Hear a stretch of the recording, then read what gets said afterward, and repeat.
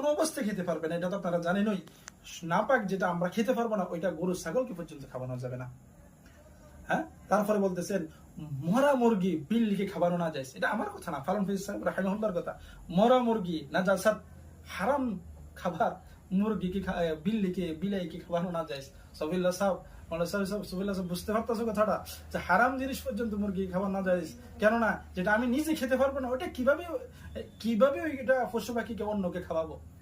আজকে আমরা কেন ফুকাহারা লিখেছেন যে গবাদি পশুকে পর্যন্ত হারাম খাওয়ানো জায়েজ নেই। আর আজকে আমরা রমজানের ইফতারের মাঠে পর্যন্ত হারামের বাজার গরম, যেখানে না পায়, যেখানে মসজিদ বানানো আল্লাহকে সাজদা করে ওই জায়গাটা হারামের ব্যাপারে ফতোয়া দারুল উলুমের মধ্যে আছে, বহু ফতোয়ার মধ্যে আছে, আপনারা দেখতে পাবেন। হারামের জায়গা হাজিটা যে জায়গাতে হারামের টাকা লেগেছে ওই জায়গাতে ইবাদত করা মাকরুহ তাহরিম অর্থাৎ হারামের কাছাকাছি। কত বড় কথা, সারা জিন্দেগি আল্লাহর জন্য ইবাদত করলাম আর আমার ইবাদত গুলো সহি হলো না, আমার ইবাদত গুলো আল্লাহর কাছে কবুল হলো না। তো ভাই এই হাদিসটা আপনাদের সামনে উপলব্ধি করে হাদিসগুলো যদি আমরা বুঝি, কতই সুন্দর না নবী কথাগুলো বলেছেন। আল্লাহ তাআলা প্রত্যেককে হারাম খাবার থেকে বাঁচাক। হালালের রুজি অল্প ভালো, দুনিয়াতে আল্লাহ তাআলা অবাধে খাওয়ার জন্য পাঠান নাই। আমরা সামান্য হালাল খাবার খাই, আর হালাল খাওয়া ফরজ।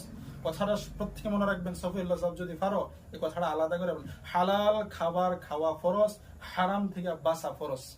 হালাল খাবার খাওয়া